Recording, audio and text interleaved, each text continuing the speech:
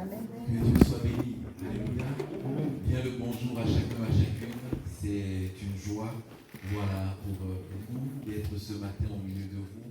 Voilà, mon épouse qui est là avec notre dernière petite fille et les deux autres sont à l'école du dimanche. Voilà, nous sommes contents, heureux de pouvoir être au milieu de vous. Merci Seigneur pour cette nouvelle saison, officiellement depuis le 1er septembre. Voilà, je suis votre pasteur et président administrativement et je vous remercie. Je veux déjà ici même vous remercier pour la confiance, voilà, que vous me faites et de m'avoir élu, voilà, votre président et pasteur. Et avec la grâce de Dieu, on va cheminer, on va avancer. Amen. Et que le Seigneur nous prête main forte pour aller dans la direction qu'il veut. Amen.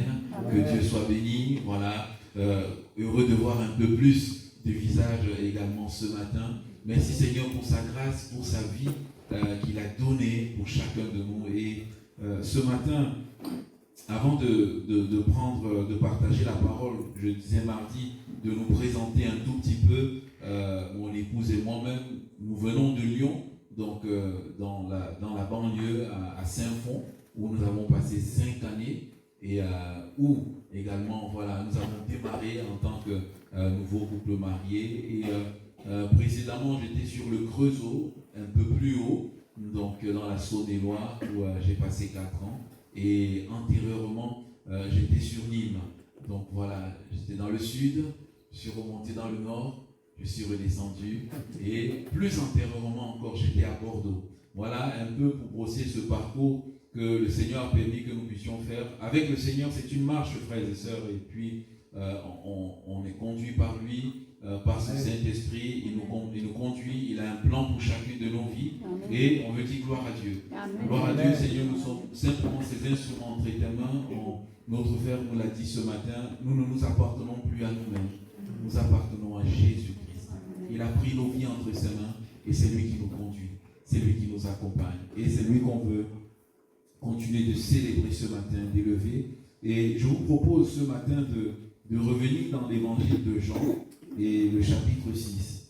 Vous savez, quand j'étais venu ici le 12 janvier 2025, j'avais parlé sur Jean 6. Et pendant l'été, j'étais en train de relire ma Bible comme vous. Et je suis arrivé sur Jean 6. Et en arrivant sur Jean 6, il y a simplement cette pensée qui est revenue sur mon cœur pendant le début sur Rodez, de pouvoir rester sur Jean 6. Donc, de naviguer tout au long de ce passage, de ce chapitre qui est long.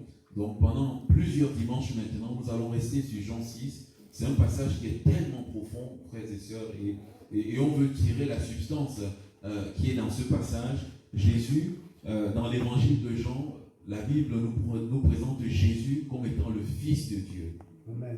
Et le but de l'évangile de Jean, c'est de nous démontrer que non seulement Jésus est le Fils de Dieu, mais qu'en croyant en lui, nous ayons la vie éternelle. Amen. Mais qu'en continuant de croire en lui, amen, cette assurance de la vie éternelle puisse non seulement être gravée dans notre cœur, amen, mais l'être de façon indélébile, nous donnant une espérance, non seulement dès maintenant, mais jusqu'à l'entrée dans la patrie céleste. Alléluia.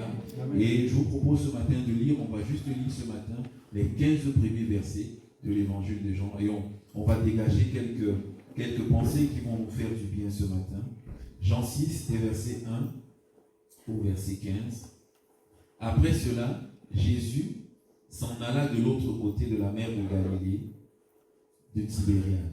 Une grande foule le suivait parce qu'elle voyait les miracles qu'il opérait sur les malades. Jésus monta sur la montagne et là, il s'assit avec ses disciples. Or, la Pâque était proche, la fête des Juifs. Ayant levé les yeux et voyant qu'une grande foule venait à lui, Jésus dit à fille, où achèterons-nous des pains pour que ces gens aient à manger? Il disait cela pour l'éprouver, car il savait ce qu'il allait faire. Philippe lui répondit, les pains qu'on aurait pour 200 deniers ne suffiraient pas pour que chacun en eût un peu. Un de ses disciples, André, frère de Simon-Pierre, lui dit, il y a ici un garçon qui a 5 pains d'orge et 2 poissons. Mais qu'est-ce cela pour tant de personnes, tant de gens? Jésus dit, faites-les asseoir. Il y avait dans ce lieu beaucoup d'herbes. Ils s'assirent donc au nombre d'environ 5000 hommes. Jésus prit les pains, rendit grâce et les distribua aux disciples. Et les disciples à ceux qui étaient assis. Il leur donna de même des poissons, autant qu'ils en voulurent. Lorsqu'ils furent rassasiés, il dit à ses disciples, ramassez les morceaux qui restent, afin que rien ne se perde. Ils les ramassèrent donc, et ils remplirent 12 paniers avec les morceaux qui restèrent des 5 pains d'orge, après que tous eurent mangé. Ces gens, ayant vu le miracle que Jésus avait fait, disaient, celui-ci est vraiment le prophète qui doit venir dans le monde. Et Jésus, sachant qu'ils allaient venir l'enlever pour le faire voir, se retira de nouveau sur la montagne, lui seul. Amen. Amen. Jésus, qui, après avoir fait plusieurs miracles, il retourne de l'autre côté du lac de Tibériade, de la mer de Galilée. Vous savez, Jésus, dans son ministère, il faisait beaucoup des allers-retours sur le lac de Galilée.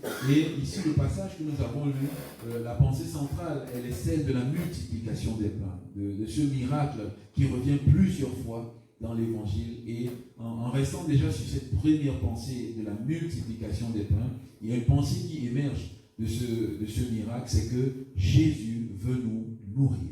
Amen. Alléluia. Amen. Jésus veut nous nourrir. Ça, c'est une pensée qui est tellement forte et que nous avons en permanence besoin de serrer sur nos cœurs, frères et sœurs. C'est que toute cette foule, cette grande foule, s'amassait vers Jésus. La grande foule était émerveillée parce que Jésus faisait des miracles sur les malades. Elle regardait au miracle. Mais Jésus, la Bible dit, ayant levé les regards, ayant regardé la foule, Jésus n'a pas regardé simplement au miracle qu'il faisait. Jésus n'a pas regardé à la popularité qu'il était en train d'avoir. Mais Jésus a regardé au plus profond du cœur de ces gens qui étaient là. Alléluia. Jésus a vu au-delà de l'apparence, frères et sœurs. Et ça, c'est tellement encourageant pour nous parce qu'on sait que Dieu ne regarde pas comme les hommes regardent. Dieu ne regarde pas ce qui frappe les yeux. Dieu ne regarde pas à l'apparence, mais Dieu regarde au cœur. Amen. Amen. Et c'est tellement encourageant pour nous de savoir que Seigneur, tu ne me regardes pas dans mon apparence. Bien que tu ne fasses pas fi de ce que je suis dans mon apparence. Mais Seigneur, tu vas au plus profond de moi-même.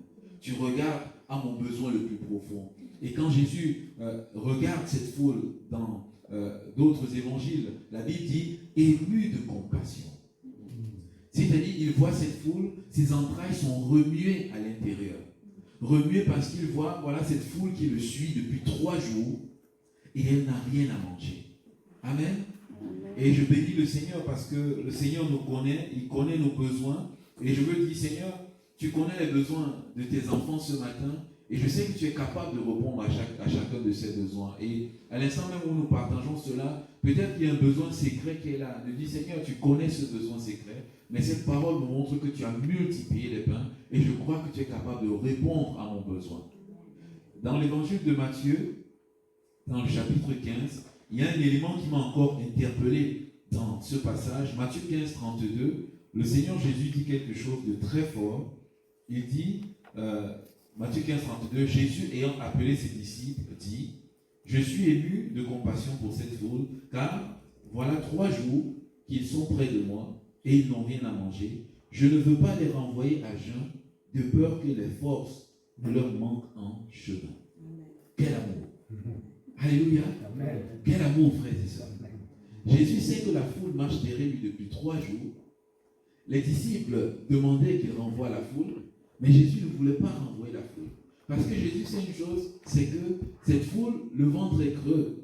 Et il dit, cette foule en montrant, ils peuvent tomber sur la route et mourir. Ils peuvent manquer de force. Et quand j'ai lu ça, je me dis, merci Seigneur. Parce que tu ne veux pas que nous manquions de force. Parce que tu veux que le chemin sur lequel tu nous as mis, que nous puissions aller jusqu'au bout.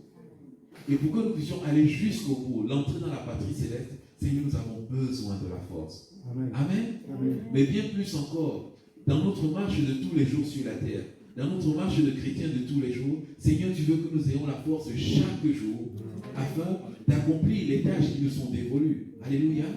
Seigneur, merci pour la force que tu nous donnes. Et fort vraiment de cette pensée, je veux simplement nous dire ceci. c'est que Jésus ne nous laissera jamais sans force. Amen. Amen. Jésus, mon frère, ma soeur, ne te laissera jamais sans force. Parce qu'il sait une chose, tu peux tomber sur la route. Et parce que tu portes ce beau nom, parce que tu lui appartiens, parce qu'il t'a racheté, parce qu'il est descendu du ciel, il est allé mourir à la croix pour toi, ta vie est tellement précieuse à tes yeux. À ses yeux. Tu as du prix à ses yeux. Alors le Seigneur Jésus, qu'est-ce qu'il fait? Il déploie toute sa force pour que tu puisses marcher toujours la tête haute, fort triomphant. Alléluia. Et quand on lit l'évangile, frères et sœurs, on se rend compte d'une chose, c'est que Jésus n'a jamais envoyé les disciples sans leur avoir donné la force. Il n'a jamais envoyé les disciples sans leur avoir donné l'autorité. Lorsqu'il envoie la première fois les disciples, il dit, je vous donne l'autorité de ressusciter les morts, de guérir les malades. Il ne dit pas simplement allez, mais il leur donne l'autorité. Lorsqu'il envoie les 70, il leur donne la force et l'autorité. Et lorsque les 70 rentrent, les 70 ont dit, Seigneur, même les démons nous sont soumis. Alléluia. Amen. Il dit, Seigneur, même les démons nous sont soumis. C'est-à-dire, quand Jésus les envoie avec l'autorité, je ne sais pas, peut-être qu'ils doutaient de cette autorité, mais quand ils sont quand même allés avec l'autorité et la force que Jésus leur a donnée, et qu'ils ont, ils ont pris autorité sur des personnes qui étaient tourmentées, ils voyaient ça marche. Ils disent, on a la force en nous. Alléluia. Même les démons nous sont soumis. Mais Jésus s'est gardé et leur a dit ceci. Ne vous réjouissez pas de ce que les démons vous soient soumis. Réjouissez-vous plutôt que vos noms sont écrits dans le livre de vie. Amen. De ce que vous appartenez à Dieu. Alléluia. Et parce que vous lui appartenez, il vous donnera ce dont vous avez besoin. Lorsque le Seigneur Jésus va partir de cette terre, il a tout donné à ses disciples. Il a donné l'enseignement à ses disciples. Mais il va leur dire, attendez ce que le Père a promis. Parce que Jésus savait une chose, c'est que les disciples ne pouvaient pas aller dans la mission d'évangéliser le monde sans avoir reçu la puissance d'en haut. Je ne veux pas les renvoyer à jeun de peur qu'ils manquent de force sur la route. Ce matin, frères et sœurs, Jésus nous nourrit et il veut nous donner la force. Jésus lui-même, frères et sœurs, quand on voit son ministère, n'est jamais parti sans force. Dieu a envoyé Jésus avec la force, avec la puissance que le Saint-Esprit lui donnait. Vous voyez, quand Jésus a été tenté dans le jardin, a été tenté dans le désert, autant pour moi, et après la tentation, j'ai toujours été marqué par le verset 14 de Luc 4. Ce verset 14, on peut aussi le lire dans la version français courant, mais on le lit dans cette version Louis II. La Bible dit, Jésus, revêtu de la puissance du Saint-Esprit, retourna en Galilée et sa renommée se répandit dans tout le pays d'alentour. Jésus, la version française courante dit ceci, Jésus est descendu dans la Galilée avec la puissance du Saint-Esprit. Donc le Seigneur et la Galilée, pour les Juifs, la Galilée c'était les Juifs de l'époque, c'est des païens, c'est des personnes qui n'ont pas de valeur. À telle enseigne qu'un disciple a dit, peut-il venir quelque chose de bon de Nazareth? Peut-il venir quelque chose de bon de la Galilée? La Galilée avait une mauvaise réputation. Mais Dieu, quand il envoie Jésus en Galilée, il envoie Jésus avec la puissance. Parce que pour bénir tous ces âmes qui sont dans la souffrance, Jésus avait besoin de la puissance du Saint-Esprit. Amen. Amen. Et je veux nous dire, en ce début de saison, frères et sœurs, dans la reprise des services, dans la reprise du travail, dans la reprise de nos activités, Jésus ne vous laisse pas sans force. Amen. Amen. Il y a une force auprès de Jésus. Il y a une nourriture auprès de Jésus. Il nous attend chaque jour, chaque matin, pour nous donner le pain quotidien dont nous avons besoin, pour traverser nos journées, pour traverser nos semaines. Dans le service, mon frère, ma soeur, que tu vas accomplir dans l'église, tu ne seras pas sans force. Jésus va te donner la force. Amen. Même si tu te sens faible, Jésus va te donner la force. Viens simplement auprès de lui et dis ceci, Jésus, j'ai vu, tu as multiplié les pains. Tu n'as pas voulu renvoyer la faute sans force, alors me voici. Donne-moi la force dont j'ai besoin. Et le Seigneur Jésus te donnera la force. Amen. Amen. Jésus nous nourrit. Et cette force, j'ai beaucoup parlé du Saint-Esprit. cette force également, c'est la parole de Dieu. La parole de Dieu est une force. Lorsque je la lis, lorsque je la médite, elle fortifie mon âme, elle fortifie mon cœur et elle me donne d'aller de l'avant. Alléluia. Alors chaque jour, je veux manger, je veux lire cette parole. Même si c'est compliqué, c'est difficile, je suis fatigué, et même si je dois commencer le travail à 6 heures ou à 5 heures, je veux dire, Seigneur, réveille-moi, ne serait-ce qu'à 4h30 ou à 4h15, même si je dois prendre 15 minutes dans ta parole, Seigneur, que ce soit 15 minutes de qualité. Amen. Vous savez, avec le Seigneur, ce n'est pas la quantité qui compte toujours, c'est la qualité. Mais c'est la qualité. Amen. Alléluia. 5 minutes de qualité avec le Seigneur peut valoir plusieurs minutes qu'on passe devant lui, mais nos pensées ne sont pas vraiment avec lui. Alors Seigneur, donne-moi de passer du temps avec toi. La parole de Dieu, le pain, le symbole de la parole. Que la parole de Dieu soit au centre, frères et sœurs. Amen. Le deuxième point que je vois dans ce passage, c'est Jésus, dans ce verset 5, la Bible dit, il a levé les yeux, il a posé cette question à Philippe, où achèterons-nous des pains pour que ces gens aient à manger? Et le verset 6, la Bible dit ceci, il disait cela pour l'éprouver, car il savait ce qu'il allait faire. Ce passage nous parle également du test de la foi, de l'épreuve de notre foi. Tout au long de notre marche sur cette terre, notre foi sera testée pour un but. C'est pour que nous puissions grandir de plus en plus avec le Seigneur. Alléluia. C'est pour que nous puissions aller de plus en plus loin. Seigneur, je ne veux pas que ma foi soit la même de ce qu'il y a de cela 6 mois même. Je ne veux pas avoir la même foi. Je veux avoir une foi beaucoup plus grande. Beaucoup plus grande parce qu'en ayant cette foi plus grande, je vais te voir à l'œuvre. Et en te voyant à l'œuvre, je vais voir ton œuvre dans le cœur des uns et des autres. Et je pourrais aussi venir en aide aux personnes qui sont autour de moi. Une fois plus forte, on a besoin d'une foi plus forte pour pouvoir assister certaines personnes qui sont dans certaines situations. Les disciples, à des moments donnés, n'ont pas pu faire du bien parce qu'ils n'avaient pas suffisamment de foi. Et ici, le Seigneur Jésus savait ce qu'il allait faire. Mais il voulait mettre Philippe à l'épreuve. Parce qu'il sait une chose, et il pose la question à la bonne personne. Philippe est de Bethsaïda. Bethsaïda est une ville de la Galilée. Donc Philippe connaît bien la Galilée. Et Philippe, il dit, Seigneur, où achèterons-nous du pain en grand nombre pour nourrir cette foule? Quand bien même on aurait 200 deniers, ce n'est pas possible. Parce que Philippe, lui, connaît la Galilée. Il connaît toutes ces choses. Il sait qu'on ne peut pas. Philippe, il est aussi ce type. Il nous représente à nous. Des fois, nous raisonnons et c'est bon. Alléluia. Je ne dis pas que c'est mauvais de raisonner. C'est bien de raisonner. Philippe, c'est un scientifique. Il fait des calculs, il réfléchit. Et sa conclusion, c'est impossible. Mais Jésus savait déjà ce que lui, il allait faire. Alléluia. Avant que Philippe ne découvre les possibilités, Jésus avait déjà la solution. Amen. Alléluia. Il y a des fois des situations où nous sommes comme Philippe.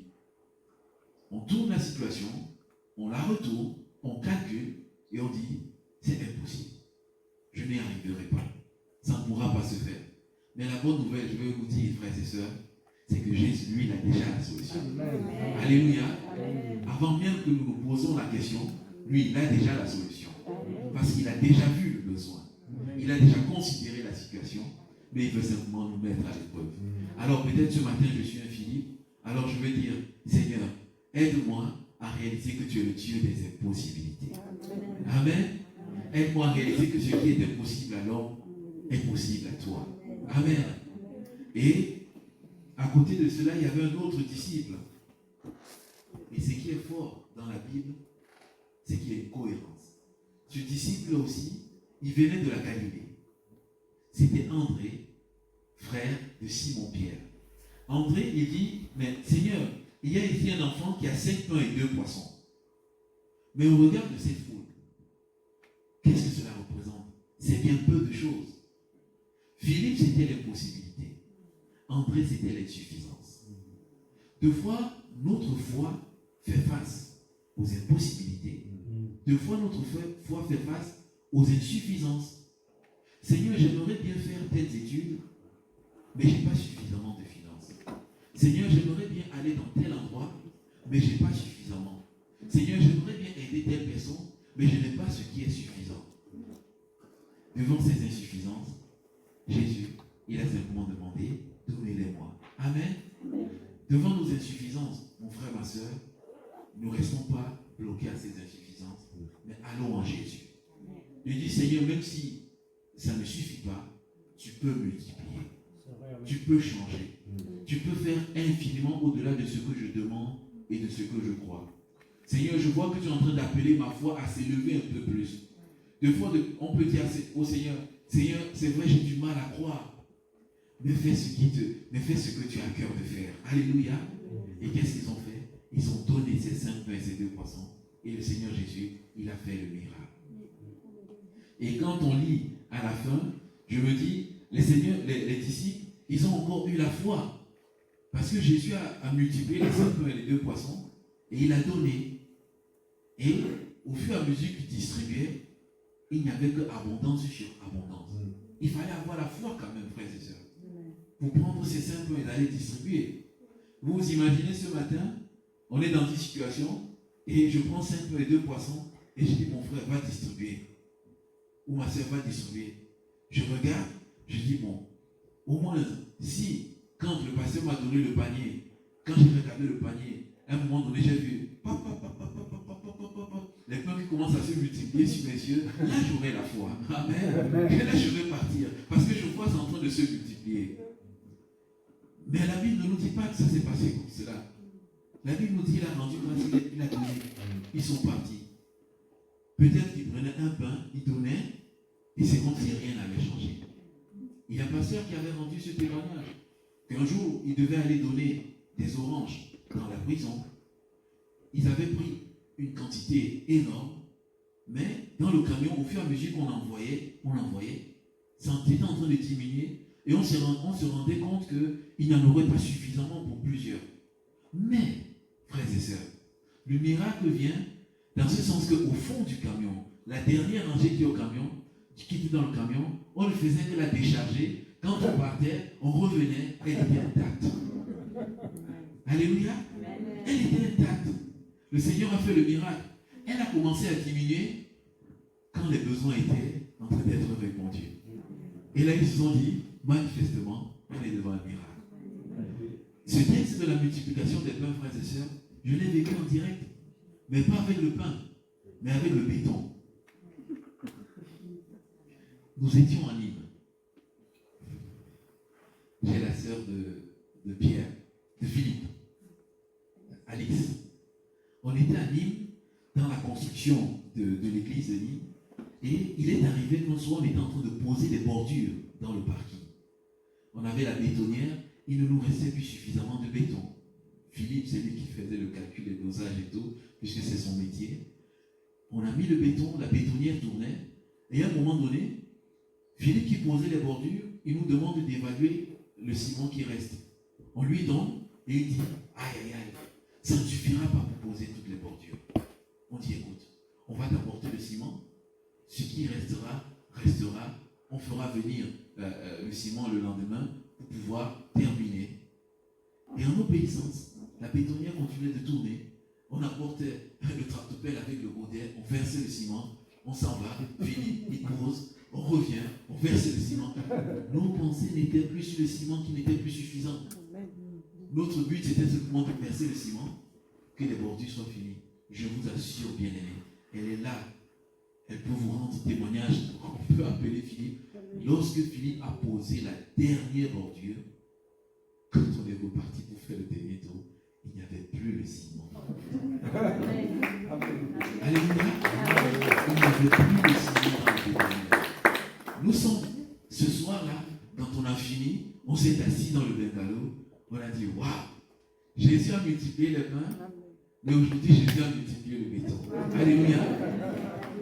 Frères et sœurs, à ce moment-là, on avait des difficultés. Pourquoi? Parce qu'on était pris par le temps et il fallait que la commission puisse passer pour nous donner l'autorisation d'ouvrir le lieu de culte. Et à ce moment-là, on était dans le doute. On ne savait pas s'ils allaient valider cela. Mais quand on a vu la multiplication du ciment, le doute est parti de nos cœurs. On s'est dit, si Jésus a multiplié le ciment, c'est pas pour que la commission nous refuse l'ouverture de la salle. Alléluia. Et bien sûr, ça fait depuis maintenant longtemps, depuis 2016, que la salle a été ouverte, Que Dieu soit béni. Le Amen. Seigneur veut nous encourager. Et l'avant-dernier point que je veux aborder dans ce passage, c'est que non seulement Jésus fortifie notre foi, mais Jésus veut se servir de nous. Alléluia. Jésus veut se servir de nous. Jésus s'est tourné vers Philippe. Et ensuite, André a entendu. André a vu le petit garçon. Jésus s'est servi des pains de ce petit garçon. Jésus aurait pu faire sans notre assistance, sans l'assistance ni de Philippe, ni d'André, ni du petit garçon. Parce que Dieu est le Créateur. Jésus est le Fils de Dieu. Jésus est Dieu. Et la Bible nous dit ceci, c'est que Dieu a créé le monde à partir de rien du tout. Il est celui qui dit, qui ordonne que la chose existe. Les théologiens appellent Dieu le Créateur ex nihilo, c'est-à-dire celui qui a créé tout à partir de rien du tout. L'homme, lui, il crée à partir d'une base. Il n'y a pas d'homme sur cette terre, il n'y a pas de chercheur sur cette terre qui peut dire j'ai créé, j'ai fait mon invention à partir de rien du tout. Ça n'existe pas. Seul Dieu a cette capacité. Jésus a cette capacité parce qu'il est Dieu. Jésus aurait pu le faire. De même que Dieu a fait tomber la manne du ciel dans le désert, Jésus aurait pu le faire aussi. Mais cette fois-là, Jésus a voulu se servir de ce petit garçon et des disciples. Et je veux nous dire ce matin, mon frère, ma soeur, Jésus peut faire sans vous et moi. Mais Jésus veut faire avec nous. Amen. Amen. Amen. Jésus veut faire avec toi. Alléluia. Quelle joie, Seigneur, qu'un instrument si faible que je suis, que tu veuilles te servir de moi. Pour bénir mon voisin, pour bénir ma voisine, pour bénir mon collègue de travail. Seigneur, quelle joie que tu m'utilises avec le peu que j'ai. Alors, Seigneur, qu'est-ce que je veux faire? Je veux mettre de côté mes impossibilités. Je veux mettre de côté le fait que je me dise, j'ai pas assez. Et je veux dire, Seigneur, me voici. Sers-toi de moi. Fais avec moi ce que tu veux. Alléluia. Et Seigneur, lorsqu'il y aura la gloire, je pourrai célébrer ton nom, l'élever bien haut et te louer, t'adorer. Amen. Jésus veut se servir de toi, mon frère, ma soeur. Laisse-toi entièrement à sa disposition. Le dernier point que je veux également aborder ce matin, c'est Jésus qui se met à l'écart. Quand on regarde au début de ce passage et quand on regarde à la fin, il y a une pensée qui attire mon attention, c'est que Jésus monte sur la montagne. Alors que la foule se masse autour de lui, Jésus monte sur la montagne avec les disciples. Alors qu'il a fait ce miracle où il y a l'effervescence, où la foule déclare « Waouh, c'est le prophète que nous attendions ». Alors que Jésus sait qu'ils vont venir le faire roi, Jésus il s'éclipse, il va sur la montagne et il reste seul. C'est très fort parce que Jésus nous dit la gloire n'est pas à lui. Amen. La gloire est à Dieu le Père. Quand Dieu va se servir de moi, Dieu veut en permanence que la gloire lui revienne. Seigneur, je ne suis qu'un simple instrument entre tes mains. Quand bien même j'aurais fait tellement de belles choses, lorsque je vais sentir que les hommes veulent m'élever, je vais dire, Seigneur, il faut que je fuis. Alléluia. Même quand les hommes me disent tellement de bonnes choses, que je puisse faire comme David. Lorsqu'il avait les victoires David, il partait dans la maison de l'Éternel et il déposait tout au pied du Seigneur. Il déposait tout au pied de Dieu parce qu'il disait à Dieu toutes ces choses. Alléluia. À Dieu toutes ces choses. Je ne suis qu'un simple instrument. Lorsqu'il a battu Goliath, qu'est-ce qu'il a pris? Il a pris l'épée de Goliath. Il est allé déposer dans la maison du sacrificateur. Il aurait pu porter cette épée. Il dit, c'est moi David qui ai battu Goliath. Afin qu'on voit l'épée de Goliath. Non, il a donné la gloire à Dieu. Amen. Bien-aimé, ceci est très important pour nous. Et dans la marche chrétienne, d'être à l'écart avec Dieu.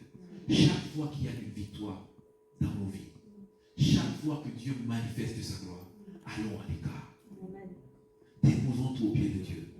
Aller à l'écart, c'est aller dans l'intimité avec Dieu. C'est de dire, Seigneur, ce qui est le plus important pour moi, ce n'est pas d'avoir ces miracles, mais c'est mon intimité avec toi. C'est ma communion avec toi. À l'écart, Jésus a dit aux disciples, ne vous réjouissez pas que les démons vous soient soumis, mais que votre nom est écrit dans le livre de vie.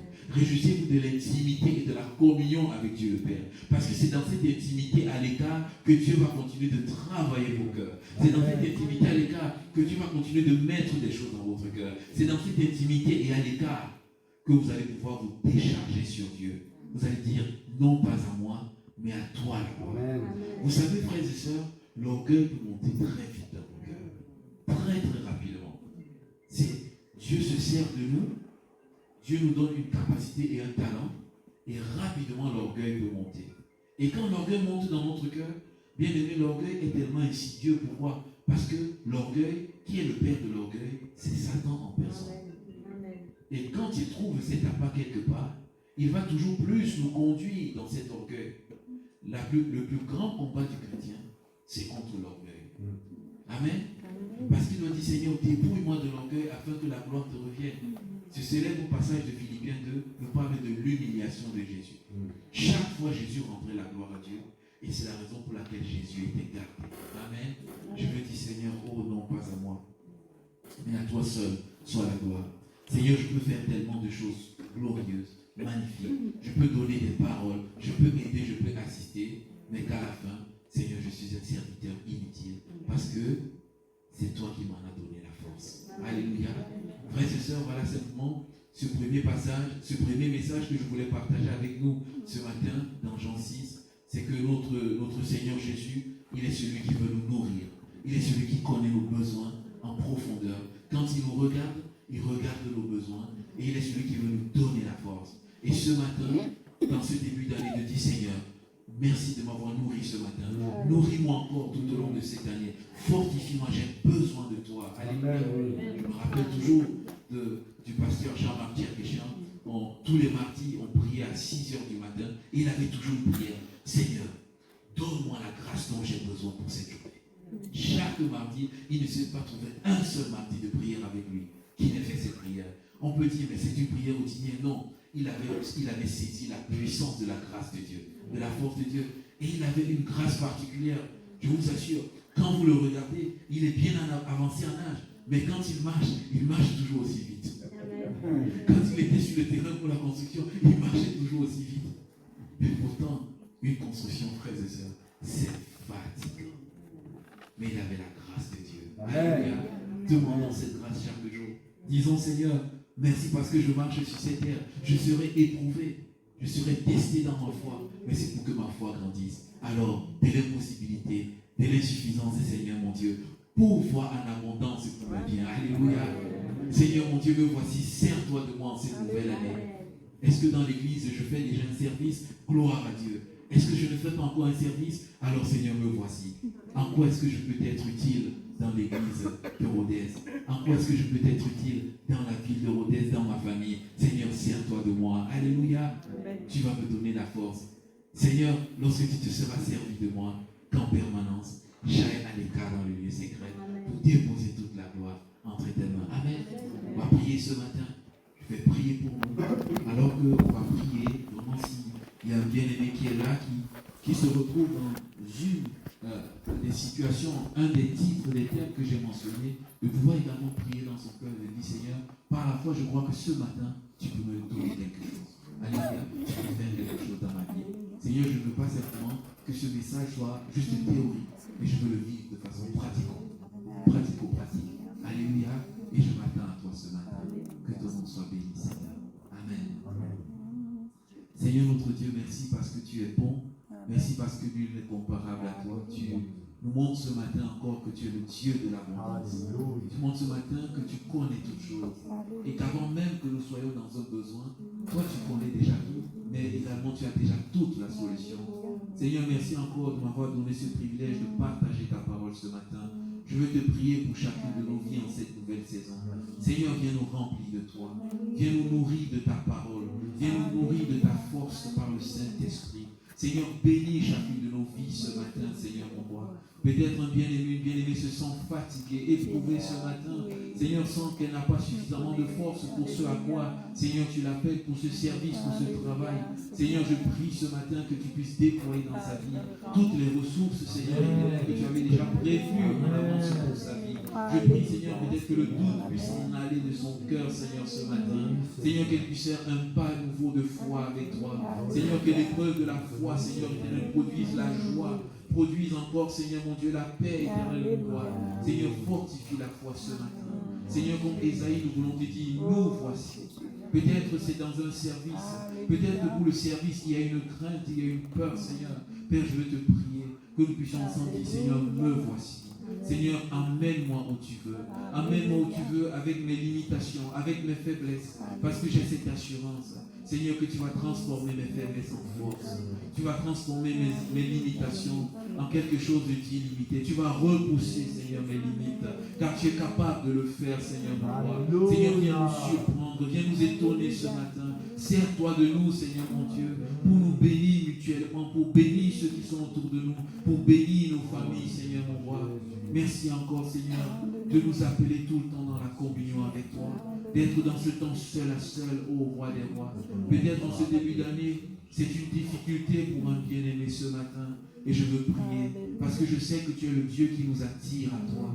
Jésus-Christ a dit lui-même que nul ne vient à moi si le Père qui m'a envoyé ne l'attire.